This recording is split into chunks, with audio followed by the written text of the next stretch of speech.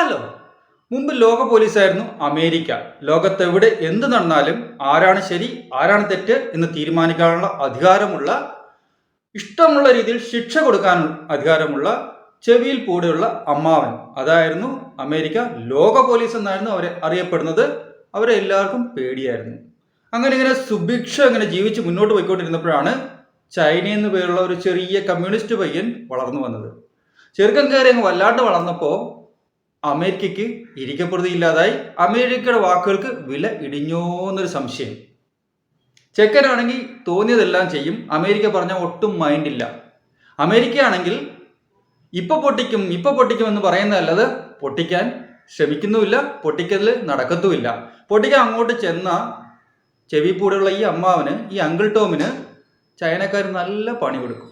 ലോക പോലീസ് എന്ന അധികാരത്തിലും അഹങ്കാരത്തിലും ഉള്ള ഇവന്മാര് ഇറാഖ് എന്ന പരമാധികാരി രാജ്യത്തിൽ കയറി അവിടുത്തെ പ്രസിഡന്റിനെ അറസ്റ്റ് ചെയ്ത് കൊണ്ടുവന്ന് വിചാരണ നടത്തി തൂക്കിലേറ്റിയത്. അതിന് ഇവന്മാർക്ക് ആരാണ് അധികാരം കൊടുത്തത്? ആ സമയം UN പഴം തിന്നുന്ന തിരക്കിലായതുകൊണ്ട് ഒന്നും ചോദിക്കാനും പറ്റിയില്ല. അത് കഴിഞ്ഞപ്പോൾ പഴം നിന്ന് കഴിഞ്ഞപ്പോൾ നല്ല രീതിയിൽ ക്ഷീണം വന്ന് കിടന്നുറങ്ങുകയും ചെയ്തു. അങ്ങനെയൊക്കെ പൊയ്ക്കൊണ്ടിരിക്കുമ്പോഴാണ് ചൈന കയറി സ്വന്തം ഇഷ്ടത്തിന് കാര്യങ്ങൾ നടത്താനും സ്വന്തമായിട്ട് തീരുമാനം എടുക്കാനും തുടങ്ങിയത്. ഇപ്പോൾ ചൈനയെന്ന് കേട്ടാൽ സത്യത്തിൽ അങ്കിൾ ടോമിനും മുട്ടിടിക്കും. 2008 സാമ്പത്തിക മാന്ദ്യം വന്നതോടെ അമേരിക്ക എന്ന സോപ്പ് ഭൂമികളെ പറ്റി നാട്ടുകാർക്കെല്ലാം മനസ്സിലായി. ലോകരാജ്യങ്ങളെല്ലാം തിരിച്ചറിഞ്ഞു ഇവന്മാർക്ക് മറ്റുള്ളവരുടെ കാശില്ലാതെ പിടിച്ചു നിൽക്കാൻ പറ്റില്ലെന്ന്. ചൈനയോട്ടെ ചുറ്റുമുള്ളവരെല്ലാം ഭീഷണിപ്പെടുത്തി അല്ലെങ്കിൽ കാശെറിഞ്ഞ് പ്രലോഭിപ്പിച്ച് കൂടെ നിർത്തിക്കൊണ്ടിരിക്കുകയാണ്. അമേരിക്കയ്ക്ക് ചൈനയോട് നേരിട്ട് മുട്ടാൻ പോകണമെന്നുണ്ട്. മുട്ടാൻ പോയാൽ പ്രസിഡന്റിനെ നാട്ടുകാർ തന്നെ പഞ്ഞിക്കിടും. ചൈനയ്ക്ക് അങ്ങനെയുള്ള പ്രശ്നമൊന്നുമില്ല. അമേരിക്ക മുട്ടാൻ വന്നാൽ തിരിച്ച് നല്ല പണി കൊടുക്കാം. അല്ല, അങ്ങോട്ട് കയറി മേയാനും അവർക്ക് പരിമിതികളൊന്നുമില്ല. കാരണം നാട്ടുകാർ പ്രസിഡന്റിന്റെ നെഞ്ചത്ത് കയറാൻ വന്നാൽ ഒരു ചെറിയ ടിയാനൻമെൻ സ്ക്വയറിംഗ് നടത്തും ചങ്കില ചൈന. അതോടുകൂടി നാട്ടുകാരെല്ലാം ഒതുങ്ങി ഒരു മൂലയ്ക്കാവും. ടാങ്കുകൾ നെഞ്ചത്തൂടെ കയറി കഴിഞ്ഞാൽ പിന്നെ ആർക്കാണ് ശബ്ദം ഉയർത്താൻ പറ്റുക, അല്ലേ? അപ്പോൾ എന്തായാലും അങ്ങനെ രണ്ട് പിടിവലികൾ നടന്നുകൊണ്ടിരിക്കുമ്പോൾ, രണ്ട് വടംവലികൾ നടന്നുകൊണ്ടിരിക്കുമ്പോഴാണ് അമേരിക്ക കണ്ടത് ചൈനയ്ക്ക് തൊട്ടടുത്ത് ഇന്ത്യ എന്നൊരു സാമ്പത്തിക ശക്തി വളർന്നു വരുന്നുണ്ട്. അപ്പോൾ ഇന്ത്യയിലൂടെ ഒരു വളഞ്ഞ വഴി പിടിക്കാമെന്ന് അമേരിക്ക വിചാരിച്ചു. കൈ നനയത്തുമില്ല, മീൻ പിടിക്കുകയും ചെയ്യാം. ഇന്ത്യ ആകട്ടെ തങ്ങൾക്ക് പറ്റുന്ന രീതിയിൽ ചൈനയ്ക്ക് പണി കൊടുക്കുന്നുണ്ട്. ചെറുതായിട്ടെങ്കിലും പണികൾ ചൈനയ്ക്കും കിട്ടുന്നുണ്ട്. ചൈന അതിനിടെ ബെൽറ്റ് ആൻഡ് റോഡ് ഇനിഷ്യേറ്റീവ് എന്നൊരു സ്വപ്ന പദ്ധതി തുടങ്ങി. അവർ പറയുന്ന ഷീ ജിൻപിങ്ങിന്റെ സ്വപ്ന പദ്ധതിയാണ് ബെൽറ്റ് ആൻഡ് റോഡ് ഇനിഷ്യേറ്റീവ് അഥവാ സിൽക്ക് റൂട്ട്. സത്യസന്ധമായിട്ട് പറഞ്ഞാൽ അത് വേറൊന്നുമല്ല, ഇന്ത്യയെ വളഞ്ഞിട്ട് ആക്രമിക്കാനുള്ള ചെറിയൊരു പദ്ധതിയാണ്. അതായത് ഇന്ത്യയുടെ ചുറ്റുമുള്ള രാജ്യങ്ങളെല്ലാം ഈ ബെൽറ്റ് ആൻഡ് റോഡ് ഇനിഷ്യേറ്റീവിലെ അംഗങ്ങളാണ്.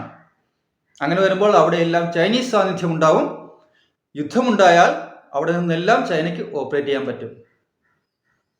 അതിനിടെ കടക്കണിയിൽപ്പെട്ട ശ്രീലങ്ക ആവട്ടെ ചൈനയ്ക്ക് വാതിൽ തുറന്നു കൊടുക്കുകയും ചെയ്തു. ഹമ്പൻതോട്ട തുറമുഖം എന്നൊരു തുറമുഖം ഉണ്ട്. അവിടെ പണമിറക്കിയത് ചൈനയാണ്. പണമിറക്കിയെല്ലാം കഴിഞ്ഞപ്പോൾ ചൈന സ്വരൂപം കാട്ടി കാശ് തിരിച്ചു തരാൻ പറഞ്ഞു. ശ്രീലങ്ക പറഞ്ഞു, എൻ്റെ കയ്യിൽ പിച്ച കാശില്ല സുഹൃത്തെ. അപ്പോൾ ചൈന പറഞ്ഞു, സാരമില്ല, ഹമ്പൻതോട്ട ഞങ്ങൾക്ക് പാട്ടത്തിന് തന്നോ, ഞങ്ങൾ ഓപ്പറേറ്റ് ചെയ്തോളാം. എന്തായാലും വേറെ വഴിയൊന്നും ഇല്ലാതെ ശ്രീലങ്ക അത് പാട്ടത്തിന് കൊടുത്തു, ലീസിന് കൊടുത്തു. ആ ഹമ്പൻതോട്ട തുറമുഖത്തിലേക്ക് 2022 ഓഷ്യൻ റിസർച്ച് എന്ന ഓമനപ്പേരിൽ ചൈനയുടെ ഒരു ചാരക്കപ്പൽ വന്നു. ഇന്ത്യയും അമേരിക്കയും എതിർത്തു. എന്നിട്ടും ശ്രീലങ്കയ്ക്ക് ചൈനയ്ക്കെതിരെ ഒന്നും പറയാൻ പറ്റിയില്ല. 2023 ഒക്ടോബറിലും വന്നു ഒരു ocean research ship, ocean research vessel, അതായത് ചാരക്കപ്പലിന്റെ ഒരു അത്യാധുനിക നാമം, അത്രയേ ഉള്ളൂ. എന്തായാലും ഇന്ത്യക്ക് ടെൻഷൻ ആവുന്ന മനസ്സിലാക്കാം. അമേരിക്കയ്ക്ക് എന്തിനാണ് ടെൻഷൻ, അല്ലേ? അമേരിക്കയ്ക്ക് ടെൻഷൻ ഉണ്ട്. ശ്രീലങ്കയുടെ കുറച്ചപ്പുറത്തായിട്ട് ഡീഗോഗാഷ്യ എന്നൊരു ഐലൻഡ് ഉണ്ട്. ഈ ഡീഗോഗാഷ്യ UK അണ്ടറിലാണ്. പക്ഷേ അവിടെ ഒരു അമേരിക്കൻ നാവിക കമാൻഡ് പ്രവർത്തിക്കുന്നുണ്ട്. ഈ ഒളിഞ്ഞു നോട്ടക്കാരായ ചൈനീസ് വെസലുകൾ ഇന്ത്യയെ മാത്രമല്ല ഒളിഞ്ഞു നോക്കുന്നത്, അമേരിക്കയെ ഒളിഞ്ഞു നോക്കും. അമേരിക്കയുടെ ഡീഗോഗാഷ്യയിലുള്ള നാവികസേന കേന്ദ്രത്തിൽ ഒളിഞ്ഞു നോക്കും. അവിടെയൊക്കെ എന്തൊക്കെ നടക്കുന്നു, എന്തൊക്കെ എവിടെയൊക്കെ വെച്ചിരിക്കുന്നു, അതാണല്ലോ ഈ ഓഷ്യൻ റിസർച്ച് എന്ന് പറയുന്നത്. എന്തായാലും ഇപ്രാവശ്യം സംഗതി കുറച്ചൊന്ന് പാളി. ഇന്ത്യയും കുറച്ച് കയറ്റിക്കളിച്ചു. ചൈന ഇത്തവണ പെർമിഷൻ ചോദിച്ചപ്പോൾ, ജനുവരിയിൽ അവിടെ ചാരക്കപ്പലുകൾക്ക് വരാൻ പെർമിഷൻ ചോദിച്ചപ്പോൾ ശ്രീലങ്കൻ പ്രസിഡന്റ് റെനിൽ വിക്രമസിംഗെ പറഞ്ഞു, അതൊന്നും നടപ്പിലാവുന്ന കേസല്ല ആശാനെ, ഇപ്രാവശ്യം ഞങ്ങൾ പെർമിഷൻ തരില്ല. ചൈന പറഞ്ഞു, എങ്കിൽ ഞങ്ങൾ പോയിട്ട് 2-ാം തീയതി വരാം. അപ്പോൾ റെനിൽ വിക്രമസിംഗെ പറഞ്ഞു, ശ്രീലങ്ക പറഞ്ഞു, 2-ാം തീയതി ഈ വർഷം എന്തായാലും വരണ്ട, അടുത്ത വർഷം നമുക്ക് നോക്കാം. അതായത് ശ്രീലങ്ക 1 വർഷത്തേക്ക് വിദേശ കപ്പലുകൾക്ക് മൊറട്ടോറിയം പ്രഖ്യാപിച്ചിരിക്കുകയാണ് അവിടുത്തെ തുറമുഖങ്ങളിലേക്ക് എത്താൻ. അതായത് അവർ സ്വീകരണം കൊടുക്കില്ല, അവർ പെർമിഷൻ കൊടുക്കില്ല അവിടുത്തെ തുറമുഖങ്ങളിലേക്ക് എത്താൻ. ഒരു രാജ്യത്തിന്റെ തുറമുഖത്തേക്ക്, ഒരു പോർട്ടിലേക്ക് ഷിപ്പ്, നാവികസേനയുടെ ഷിപ്പ് എത്തണമെങ്കിൽ അവിടുത്തെ രാജ്യം അപ്രൂവൽ കൊടുക്കണം, എങ്കിൽ മാത്രമേ അവർക്ക് ചെല്ലാൻ പറ്റൂ. അതാണ് അന്താരാഷ്ട്ര നിയമം. അതേസമയം ശ്രീലങ്ക ഇന്ത്യയുടെ കരഞ്ച എന്ന പുതിയ സബ്മറൈന് പെർമിഷൻ കൊടുത്തു, സ്വീകരിച്ചു, വലിയ ആഘോഷത്തോടെ വരവേറ്റു. അങ്ങനെ ചൈനയുടെ നെഞ്ചത്തിട്ട് ചെറുതായിട്ട് ഇന്ത്യ ഒരു പണി കൊടുത്തു. എന്തായാലും മുഖമടച്ച് ഒന്ന് കിട്ടിയ രീതിയിലാണ് ചൈന ഇപ്പോൾ. ശ്രീലങ്ക അമ്മാതിരി മറുപടിയാണ് ചൈനയ്ക്ക് കൊടുത്തത്. അവിടെ മാൾഡീവ്സിലേക്ക് ചൈനയുടെ ഒരു ചാരക്കപ്പൽ വരുന്നുണ്ട്, അതിപ്പോൾ എത്തിക്കൊണ്ടിരിക്കുകയാണ്. മുഹമ്മദ് മുയ്സി എന്ന മാൾഡീവ്സ് പ്രസിഡന്റിനും സംഗതികളുടെ കിടപ്പോശം ഏകദേശം മനസ്സിലായിട്ടുണ്ട്.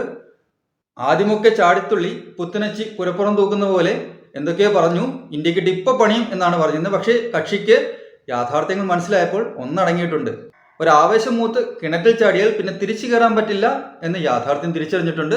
അതുകൊണ്ട് തന്നെ ഒരു ഒതുക്കത്തിലൊക്കെയാണ് കാര്യങ്ങൾ ഇപ്പോൾ കൈകാര്യം ചെയ്യുന്നത്. ഇന്ത്യയോടും അത്ര വലിയ ബലം പിടുത്തം കാണിക്കുന്നില്ല. ഇപ്പോൾ അങ്ങേർക്ക് തന്നെ മനസ്സിലാവുന്നുണ്ട്, ചിലപ്പോൾ എൻ്റെ പണി തെറിപ്പിക്കാനും ഇന്ത്യക്ക് പറ്റും. അത്രയും സ്വാധീനം ഇന്ത്യ ഇത്രയും വർഷം കൊണ്ട് ഉണ്ടാക്കിയെടുത്തിട്ടുണ്ട്. ചൈനയ്ക്ക് അത്രയും സ്വാധീനം മാൾഡീവ്സിൽ ഉണ്ടാക്കാൻ പറ്റും, പക്ഷെ അതിന് കുറച്ച് ടൈം എടുക്കും. അതിന് നമ്മൾ സമ്മതിക്കാനും പോകുന്നില്ല. അപ്പോൾ അങ്ങനെയൊക്കെയാണ് കാര്യങ്ങൾ. അപ്പോൾ ഈ രീതിയിലാണ് ചൈനയെ ഇന്ത്യ വെട്ടിയത് ശ്രീലങ്കയിൽ. രാജ്യത്തിനകത്ത് നടക്കുന്ന പൊളിറ്റിക്സ് പോലെ, രാജ്യത്തിനകത്ത് നടക്കുന്ന രാഷ്ട്രീയം പോലെ പുറത്തും നല്ല രീതിയിൽ രാഷ്ട്രീയം നടക്കുന്നുണ്ട്. രാജ്യങ്ങൾക്കിടയിൽ, രാജ്യങ്ങൾ തമ്മിൽ. അതിനാണല്ലോ നമ്മൾ ഈ നയതന്ത്ര ബന്ധം എന്ന് പറയുന്നത്. ഇന്ത്യ നല്ല രീതിയിൽ തന്നെ നയതന്ത്ര ബന്ധങ്ങൾ ഉപയോഗിക്കുന്നുണ്ട്. ഇപ്പോൾ സംഗതികൾ ഏകദേശം ഇന്ത്യക്കും ചൈനയ്ക്കും തുല്യമായ രീതിയിലാണ് മുന്നോട്ട് പോകുന്നത്. അത് എവിടെ എത്തും, എങ്ങനെ എത്തുമെന്ന് നമുക്ക് കാത്തിരുന്ന് കാണാം. Thank you.